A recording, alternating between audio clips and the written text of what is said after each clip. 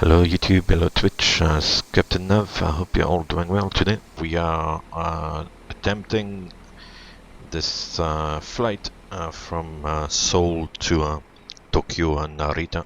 Here we are in Seoul Incheon Airport, and kind of late afternoon local time.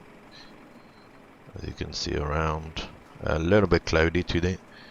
We've got the catering coming on board at the moment. And, what we're gonna do to start with today is look at the flight plan quickly. So we'll jump in the flight deck and look at the flight plan. So from looking at the flight plan, we've got the basic data. 703 today from Incheon to Narita on the 300ER. That's our route today. So from runway 33 left in Seoul to runway 34 right in Tokyo Narita. So these are the times. I should do the flight today in just under 2 hours with 14.6 tons of fuel, contingency 5%. And the alternate is Tokyo Haneda, which is not very far, but still with 5.3 tons of fuel extra there, just in case. The weather is supposed to close down a little bit in the evening, so we got a little bit more fuel there with the alternate. And yeah, so that gives us diversion fuel of 8.6. And we released the flight today with 24.7 tons, which is already on the aircraft at the moment. We've got the information about the loads today, quite light. Obviously, takeoff weight not going very far, so the takeoff weight is not very high. Although the zero fuel weight is not too bad, 228. Anyway, we'll continue now with the navigation log, the usual. Nothing really out of the ordinary there, which is alright. All the sample winds, and then the flight plan, so 350 pretty much all the way there, which is not too bad, I guess. And the weather, so the moment 800 Zulu, so that was about an hour ago. It was 050 at 12, scattered at 45. We can see outside it's a little bit cloudy. 10 degrees, 1015, which is nice. And the forecast was supposed to kind of remain the same, really. So no much different here. And then for Tokyo Narita, it's actually raining a little bit at the moment, obviously a little bit cloudy with the rain, and the wind should turn kind of in a northerly direction and then get a little bit more rain from the time of arrival around 1100 Zulu, so in the evening, with broken clouds at 800. So, and the tempo as well with 2000 in rain and mist and broken at 300 feet, so pretty much down to Cat 1 minima. At least as far as the ceiling is concerned, so might be interesting on the arrival into Narita. Obviously it's gonna be nighttime by the time I get there, so we'll see how it goes. It might be interesting. And the alternate Haneda, which is obviously not very far, it's kind of similar weather as well. Northerly wind from about 1100. And yeah, broken at 800 with a bit of rain around. So that's the banner. The other weather there I didn't really request, and then the NOTAMs I don't have. We can see a little bit of turbulence, I would imagine, with these red areas there, and cruise, maybe initially some bumps, and then some bumps in the descent as well. So we'll see how it works out. We've got a grid. Mora there up to about 12,000 feet as we get into Japan, I believe, so that's something to consider. And yeah, the route on the map here it's not the most direct route, but it's because of all the airspace restrictions there along the way. So It goes a little bit in a zigzag, but it's not bad. The winds, so we're gonna benefit today from quite a good tailwind, as you can see at 350, which will be our cruising altitude. So there we go. That's about it. So we'll brief FS to crew as well, so that it knows what to do for the departure. So it's gonna be from a gate. We're gonna use the transponder on the ground. It's gonna be assumed temperature. Takeoff is gonna be with flaps 15. Paxon anti-ice is not required. And ADP, I guess we can do an ADP 1, so that's thrust reduction at 1500 and accelerating at 3000. We're gonna follow the SID. And I believe if you put weather and terrain, then it kind of uses the terrain display on the first officer side, I think. I'm not really sure, to be honest. I need to test that further. That's that. Now we can do the pre-flight checklist. We've got the fuel. The passenger seatbelt sign is on. Cool. Pre-flight checklist. Pre-flight checklist. Oxygen. Tested 100%. Tested 100%. Flight instruments. Set and checked. Heading 153. Altimeter 1016. Pre-flight checklist complete. I don't know if we can see the passengers board. There should be another few coming on. Don't know if we'll see them. Oh yeah, here they are coming through the... That's supposed to be the view from the first class.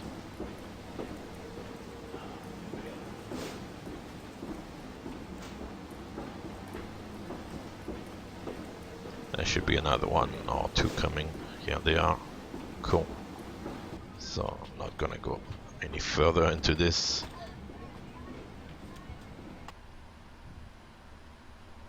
Ground FedEx. Go ahead. Please disconnect the ground equipment. Roger.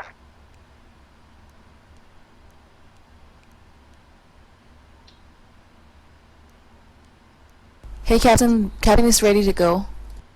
Thanks. If you need anything, just let me know. Ground FedEx. Go ahead. Can we pressurize hydraulics? Roger, you are clear to pressurize the hydraulics. Before start procedure. Are we clear to pressurize? Yes. Okay.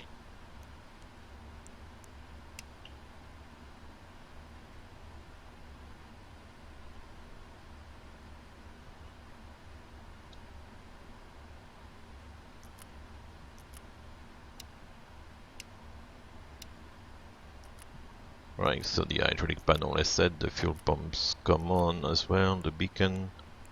Check the recall. Hopefully the hydraulic pressure there is gonna go away. I'm ready for the checklist. An engine shutdown is expected. And then I'll set the trim, which is 7.25 units. So we'll go down to the step trim screen there on the side. And that's 7 here where the mouse is. And another click, yeah, 7.25. Before start, checklist.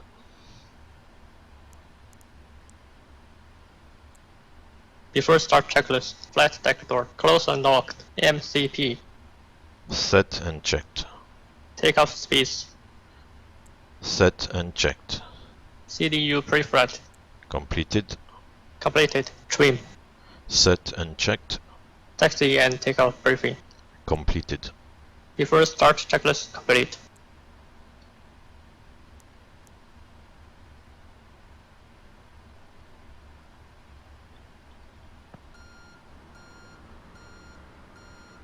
Right. Push and start. The bridge comes away. Everything around stern looks clear. Night is falling. It's gonna be a night flight. By evening flight. That's alright.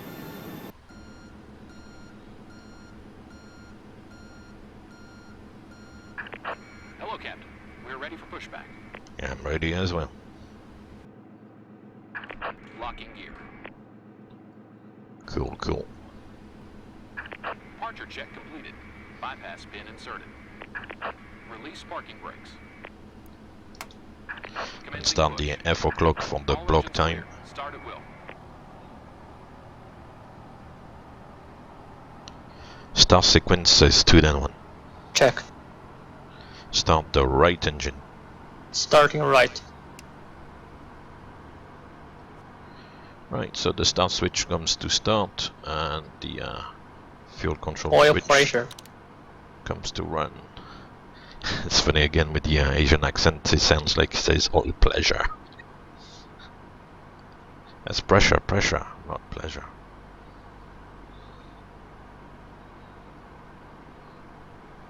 Right, so the N2 increases oil pressure and then the N1 as well. And like always, around 33% the fuel kicks in, and then the start is initialized, at least as far as the the combustion, and yeah, it gets going. So it's turning in the right direction. It's good. Yeah, definitely a nighttime flight, but it's real time. It's evening time in Incheon. Start the left engine.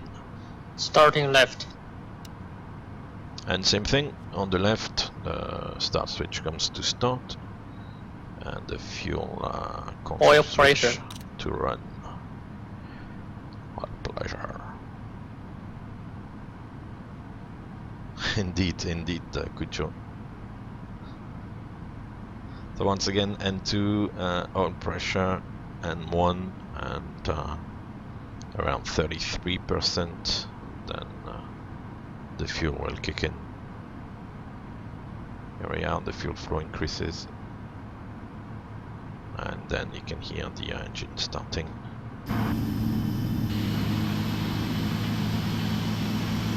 Massive engines, of course. When you stand in front of the engine there, I'm about 1.80 m, and the lower part of the engine there kind of gets to my chest roughly. So yeah, quite high, and obviously you can't really reach the top.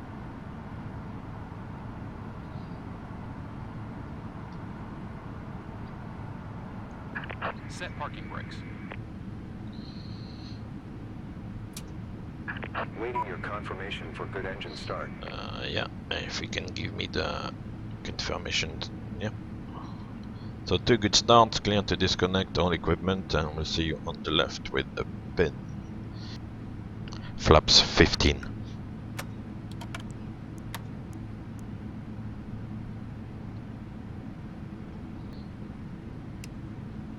Right, so the APU has come off. The engine anti-ice we don't need. He's probably checked the recall just now, yeah. And Unlocking gear. and then we can do the flight control, which I guess that's why it displays the flight control page. Doesn't need to, I mean, we don't display the flight control page. So let's see if that moves this time, because the other day there was a problem with these. So I'll make the control column bigger. The guy is pretty much clear, so we'll check. Oops, let me readjust the view. Down, up, left, and right. So what we check is that actually the control column moves and that it's free of movement as well. So Left is clear. Right is clear. okay, so it says it's all clear, so we can check the rudder as well at some point. Cool. So let's see if the pedals are actually moving. Yeah, they do. I remind you that I don't have rudder pedals. It's with the joystick. You kind of twist the joystick on one side and the other to move the rudder pedals, and also to move kind of the tiller. But the tiller wouldn't would not really move when you taxi and turn with the rudder pedal, which, as I said, is linked to the joystick, so it's a little bit different. Yeah, and the scenery I have here is a custom AFCAD, so but it seems to be relatively good. It's doing the trick, I guess. The ground layout is correct.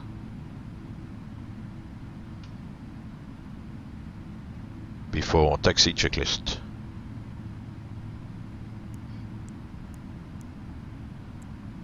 Before taxi checklist, anti-ice, auto, recall, checked, flight controls, Checked. ground equipment, Clear. Clear. before taxi checklist complete.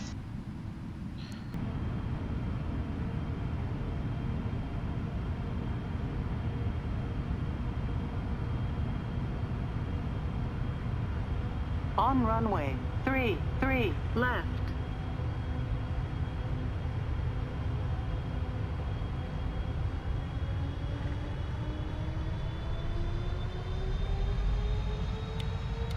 Takeoff. Check. Thrust ref. Thrust set, check.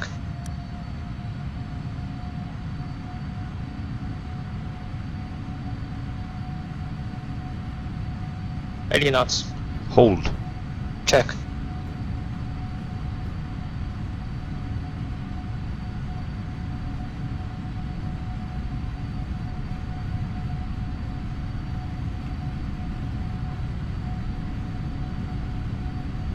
V1.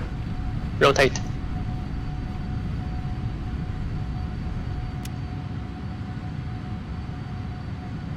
Half steep climb. Gear up. Gear up.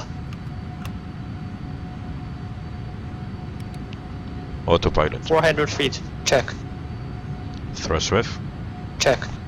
VNAV speed. Check.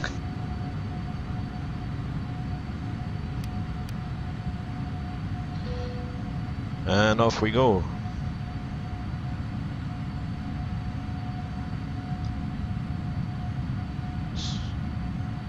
Got a bit of a Climb. moon crescent there. And cloud.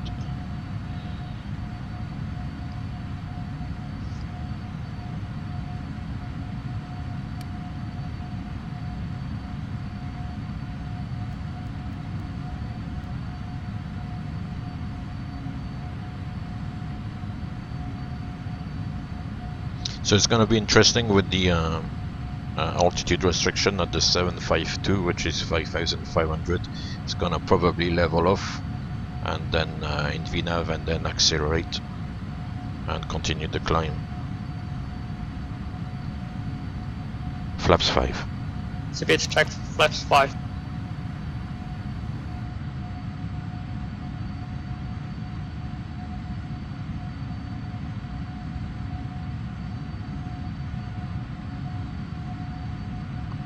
Flaps 1. Speed checked. Flaps 1.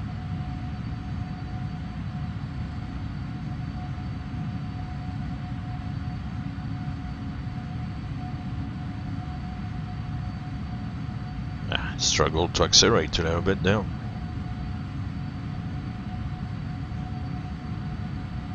Flaps up. Speed checked. Flaps up.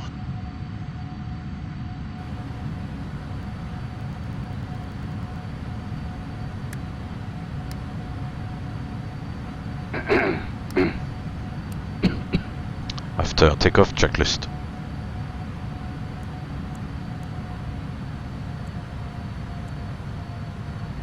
So After takeoff checklist. After takeoff checklist complete. We complied with the 4,000 feet above here at the 751 point, but the 752 is 5,500, so it's leveling off in VNAV path, and then we'll see how it works. I'll let it do its thing.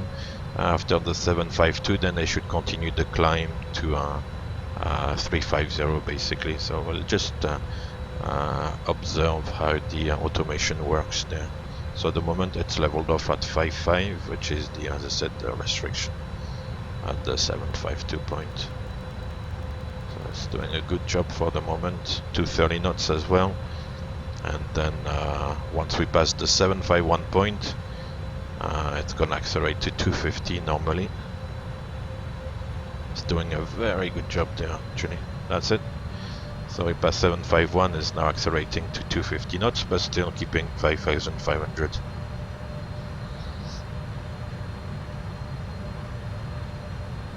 If you wanted to climb straight away, then you could press the altitude intervention button up here on the MCP and it will climb. Struggling a little bit with the tracking there, but not too bad. Okay, so we're approaching the 752 point.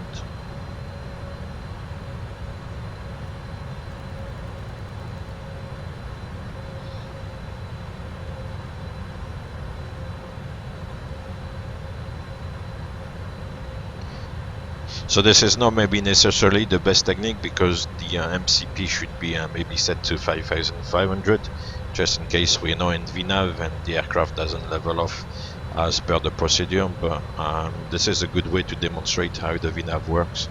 And you can see now we passed the 752 point and the climb is now resumed, so and we go back to thrust ref and VNAV speed. So it's actually working as per the book, really.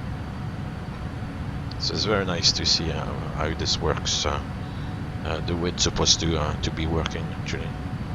And now it's aiming for 7,000 or above and the 753 point, which with the lightweight is not really an issue today. Yeah, it's climbing like a rocket. It's got a bit of a headwind component, so it's good. Alright, there was also a restriction there, 150 or below.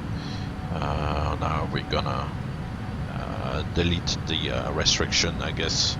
But the same thing would happen if we reach 15 flight level 150 before sail, then it's gonna level off, even if the altitude in the MCP is set to 350. If we are in VNAV, it's gonna level off at 150 in VNAV path, and then wait until we pass SEL there, Sierra Echo Lima, and then continue the climb. So to continue the climb, I'm just gonna press altitude intervention. Let me show you. So one time it deletes the 13,000, and the second time it deletes the 150. And you can see that Sierra Echo Lima now, without any of the restrictions, the FMC predicts 174, so we would have leveled off for 10,000 feet. For some time. So past 10,000 feet, then we can accelerate to 320 knots, which is nice.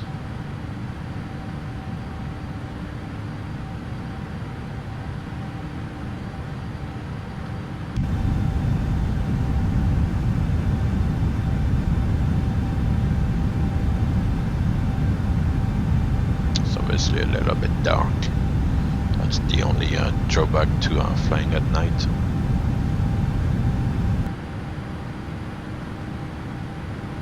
But once in the cruise, I'll put the storm light, a little bit the way we do in the aircraft, and it's gonna be a little bit brighter. Obviously, when flying at night like this, the flight deck is quite dark, you know, so that the night vision is optimum at that stage. So for the takeoff, the climb, and then once we get to the cruise, then I'll put the storm light and get a bit of light in the flight deck, which is nice. And off we go. So now basically until we get to the cruise level, there's nothing really happening. We just climb to the cruise. We passed 10,000 feet where we accelerate the aircraft to the climb speed, which is 320 knots most of the time, and then switched off all the lights here except the strobe lights, of course, and the beacon and the nav lights, but the logo light will come off at 10,000 feet. Then because there was a high transition altitude today, then 14,000 feet where we set the altimeters to standard. included the standby altimeter here, and then once we're happy that the climb is relatively smooth, then the seatbelt sign on can the seatbelt sign can come to the auto position, which basically switches it off in the cabin, and then yeah, all the way to the climb to the cruise level.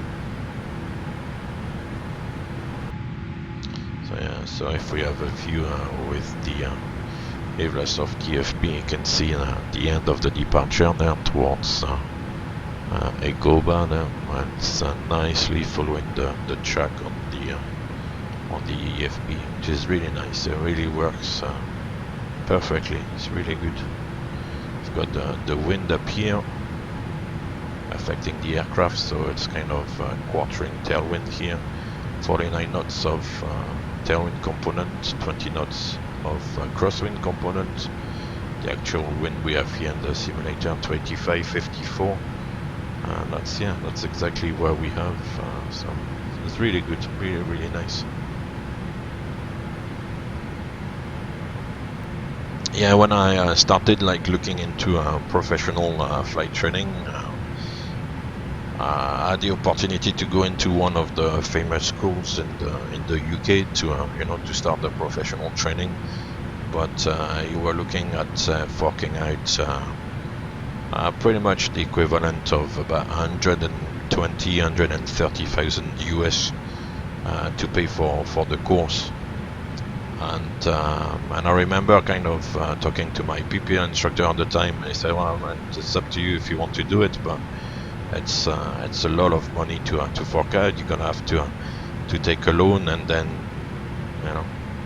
the instructors where I did my PPL, for example, they were only paid like about 10 pounds an hour or something, so which will be I don't know, 12 US an hour or something. So it's ridiculous. So if you've got a job like that, then you still have, as a professional pilot, you still have to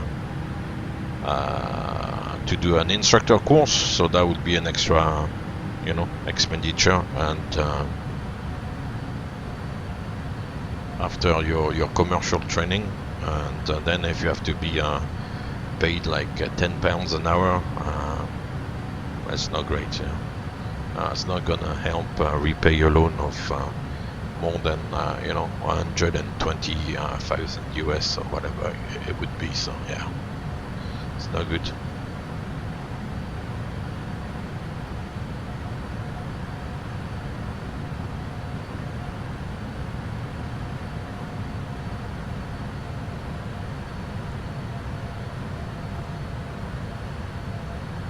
Right, so we'll set the step to 0, and it's gonna cancel the suggestion to climb to 370, which is alright. What we can do as well, once we get to the cruise level, is take a sample of winds. So we're not gonna go to 390, so we may as well delete 39, and 28 and 310 are a little bit low, so we'll delete them as well. Then we'll put the levels next to us, so 370, 330, and yeah, let's take maybe one a little bit below 29, and execute that. So we got a sample of levels there. Go back to our route data and request the new winds.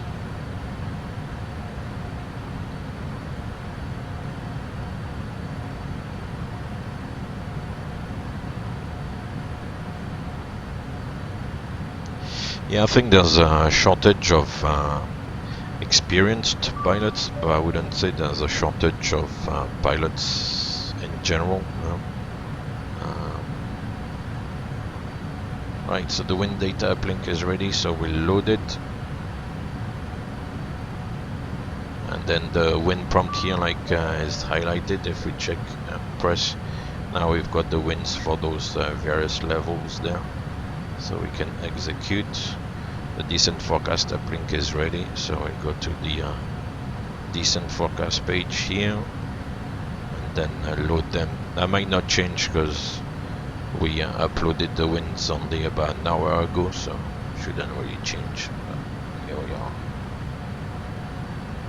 And now it's recommended 350, so it's changed its mind again. The aircraft would do that as well, but now it kind of seems more sensible and in line with what the flight plan was giving us, so that's good. Yeah, the direct ab initio routes into the airline is good. Yeah. If you have the opportunity to get into this kind of like cadetship schemes, then yeah, definitely. I'm not really sure how many airlines nowadays have like a sponsored kind of cadet scheme where you enter the company with basically zero experience, and they'll train you all the way up to flying whatever type they have. But it's definitely if you can get into something like that, it's definitely a good option. Yeah, that's for sure. Right. So as I said, when we get to the cruise, we'll put the storm light on, and here we are, much brighter in the flight deck. Yeah, baby Boeing, the airline also I work for is the same, you know, as usual, captain, first officer, and then you've got also the augmenting pilots, which depending on the situation, if it's a 4-man crew, then it's another set of captain and first officer, and if it's like a 3-man operation, then either a first officer or another captain, depending on the route or the situations, on the rostering availability and things like that. So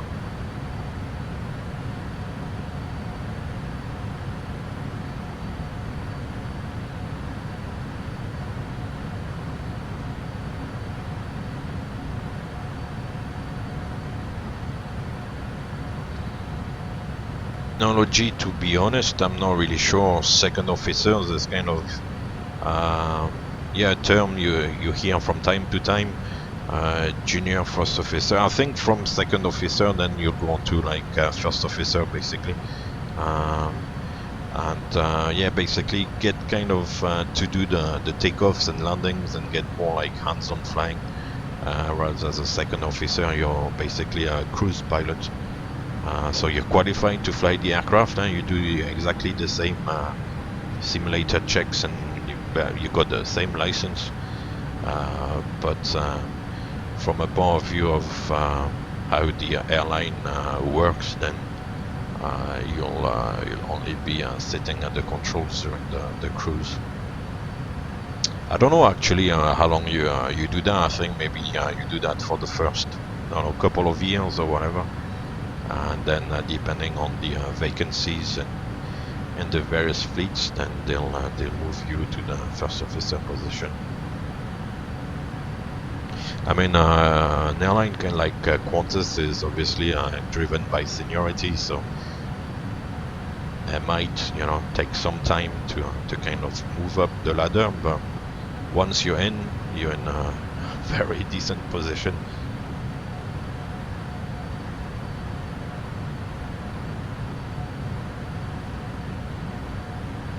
Oh yeah, exactly. Any experience is good. As I said earlier on,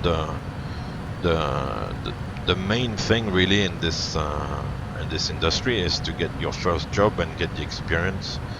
But if you get like a job in an airline like Qantas, you know, if you're from Australia and it's your national airline, then you're set up for life basically. Because like in Australia, I mean, Qantas will be much better than like Virgin Australia or what's the other one? You go, yeah, Virgin, Jetstar, and all these companies. If you're like in Qantas, then yeah, you're good. No disrespect to like Virgin Australia or Jetstar or whatever, but if you're in the national airline, then you're good. Yeah.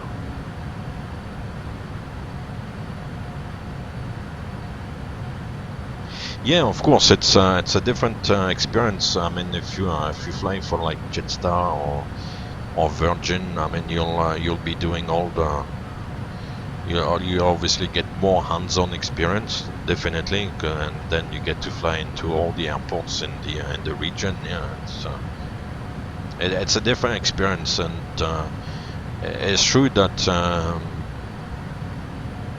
the prospect of just sitting in the cruise for the first few years of your career might be a little bit kind of off-putting, you know, because you think, well, you're just gonna sit there, but in the long term, it's a good career move, I would say, and you've got to kind of look at it that way. Yeah. Yeah, Queenstown is looks amazing.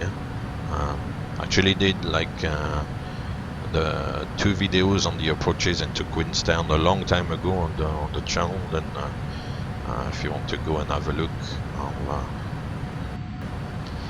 well, the one thing is for sure is that the terms and conditions are not gonna really improve. That's definite, like given, you know. It's the only way it can go is down. It's not gonna go back to the 60s and 70s and the glory days of aviation. That's those days are gone for good, that's for sure.